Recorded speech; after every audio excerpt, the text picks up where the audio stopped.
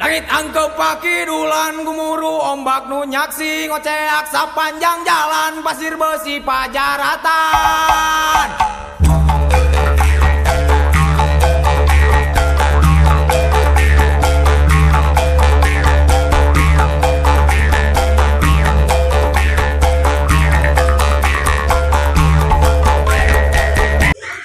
Assalamualaikum warahmatullahi wabarakatuh. Selamat datang kembali di Fajrul Ubaidillah Channel dengan saya Fajrul Ubaidillah, asal Pandeglang, Banten. Hari ini saya membuat video bersama dengan teman saya Andre Hafid, Mas Yawe. Hari ini kita akan ngomongin apa ya, soal pergaulan bebas. Ya kita tahu lah ya, bukan rahasia lagi kalau zaman sekarang itu pergaulan bebas makin marak di mana-mana. Bahkan anak yang masih mungkin bisa dikatakan masih di bawah umur sudah mengenal pergaulan bebas ya. Terus? Ngomong-ngomong soal pergaulan bebas, mungkin tidak terlepas dari soal minuman. Nah, mungkin kita tahu ya bahwa sesuatu yang memabukkan itu kan diharamkan ya. Terus bagaimana jika minuman keras itu tapi kita minum tapi tidak memabukkan? Maksudnya gimana? Misalkan katakanlah anggur merah itu kan memabukkan. Katakanlah anggur merah itu minuman keras. Bagaimana kalau kita meminum anggur merah itu tapi kita tidak mabuk oleh minum itu? Ya sama aja. Mabuk atau tidak mabuk itu maksudnya efek samping dari minuman tersebut. Tapi dasarnya minuman keras ya minuman keras, di mana haram ya haram aja gitulah. Nah, kalau kita ngomongin minuman keras ya seperti anggur itu kan memang sudah diharamkan ya. Nah, lalu bagaimana dengan minuman keras yang berbeda jenis, misalkan seperti es batu? Kan itu minuman keras. Oh ya, Anda pintar sekali ya memberikan pertanyaannya. Jadi itu? dalam hal lain itu minuman keras ya, es batu. Ya, itu kan keras. Itu mah gimana keinginan kita ya, kalau kita ingin minum ya minum aja, kalau ingin pun nunggu cair nggak apa-apa. Tapi boleh itu diminum ya? Boleh. Tapi kalau minuman keras seperti batu es itu diminum sampai kita membuat mabuk, itu bagaimana? Kan gak ada efek sampingnya. Kalau kan sesuatu yang bisa berlebihan kita makan kan bisa saja membuat kita mabuk, muntah. Oh berarti sebagainya. Berarti jangan berlebihan. Jangan berlebihan. Boleh diminum tapi asal jangan berlebihan. Jangan berlebihan karena apa ya? Yang berlebihan itu suatu hal yang dibenci oleh manusia. Ya semuanya lah. Kecuali uang. Ya. Nah, terus bagaimana?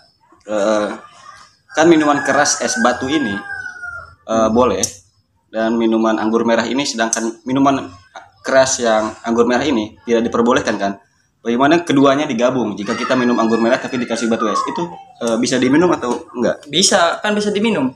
Diminum bisa. Ya, diminum bisa. Tapi bisa. Diperbolehkan tidak? Tidak. Soalnya udah kecampur sama air yang yang mengandung alkohol tersebut. Oh, jadi tidak boleh, tetap saja tidak boleh, begitu. Ente cikurang ente geus ulah ngomong. Terus kalau anggur merahnya itu kalau anggur merahnya itu ya, dengarkan saya. Siap. Jadi kalau anggur merahnya itu dicampur dengan air jam-jam bagaimana? Apakah itu akan menghilangkan keharaman anggur merah itu? Pertanyaan Anda akan saya lempar balik. Anda waras bertanya seperti itu? Ya saya waras lah. Waras ya. Ya kalau wanita ya kalau manusia waras sih nggak bakal sih ya air mencampurkan air yang suci dengan air yang dikategorikan sudah disebut haram gitu. Tidak mungkin. Oh iya. Berarti Anda tidak waras. Oh, anjay aku tidak waras. Anda yang tidak waras. Kita ngomongin air ya. Dalam Islam itu ada cara bersuci ya, yaitu wudu yang tidak lepas dari air tentunya ya. Nah, kalau boleh tahu air apa saja sih yang bisa dipakai untuk berwudu? Ya air mutlak. Seperti apa? Itu seperti air sungai, air hujan, air laut. Air laut bisa dipakai. Nanti pas dia kumur-kumur nanti asin. Nggak apa-apa ya? Tapi syaratnya kan ada tujuh tujuh air laut yang mensucikan, air laut, tujuh air suci yang mensucikan: hujan, air, sungai, air wahangan atau bendungan gitu ya. Terus air sawah, air hujan buah atau salju, dan yang ketujuh Salju bisa. air embun. Salju bisa dipakai wudhu. Bisa dipakai wudhu. Nah, syaratnya dari semua ketujuh itu ada yang lebih diutamakan, yaitu air sungai ataupun air ya salurannya dari gunung gitulah. Jadi kita bisa ambil wudhu dari hujan, dari laut, cuma selagi masih ada air tersebut, kenapa tidak? Iya. Gitu. Jadi kita mengutamakan yang itu dulu. Nah, tadi kan saya dengar air salju itu kan bisa dipakai untuk bersuci atau berwudu. Bagaimana jika salju itu berupa seperti es batu tadi? Bagaimana itu melakukannya? Kan batu itu kan keras.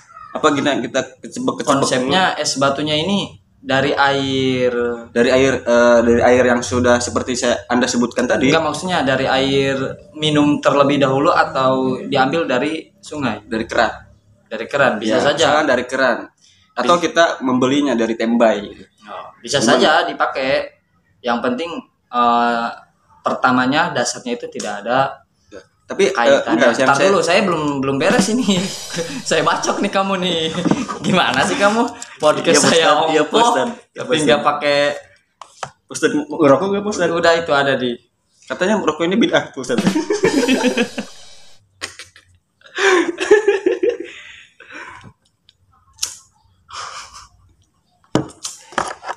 Karya santai aja. Ini bukan podcast sih sebenarnya, iseng aja kita. Itu mah ngobrol-ngobrol ya. Ngobrol aja ini mah.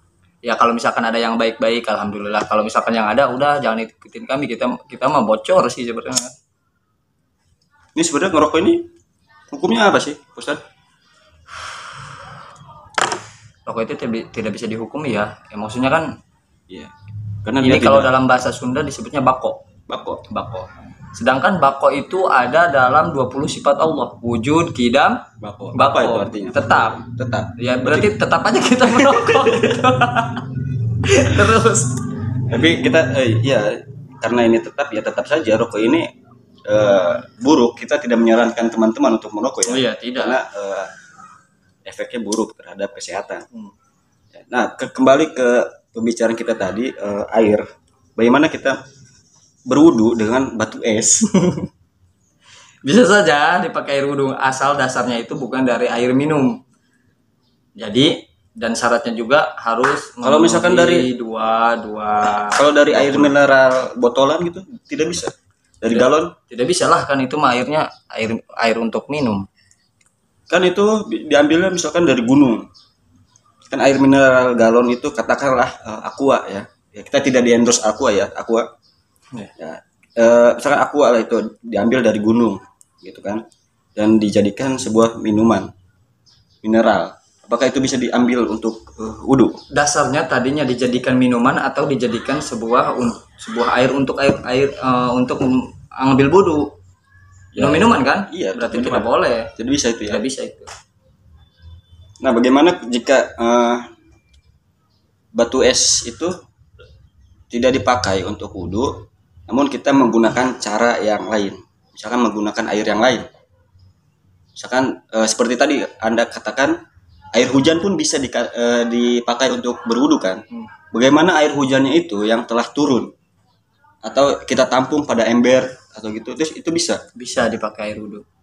Asal memenuhi syaratnya itu 2 kulah itu 12. Nah, apa tuh sih yang dimaksud dengan kulah itu apa sih? Kulah 1 itu kulah, 2 kulah? 2. Kulah secara bahasa adalah tempayan besar atau al-jaratul azimah.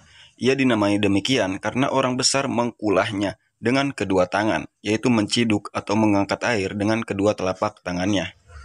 Kulah merupakan ukuran banyak atau sedikit air. Ukuran banyak dan sedikit air ini menentukan status kesucian air yang digunakan untuk keperluan toharoh atau bersuci. Oleh karena itu, ulama dari mazhab Syafi'i membagi 2 ukuran air sebagaimana keterangan Syekh Muhammad Nawawi Al-Bantani berikut ini.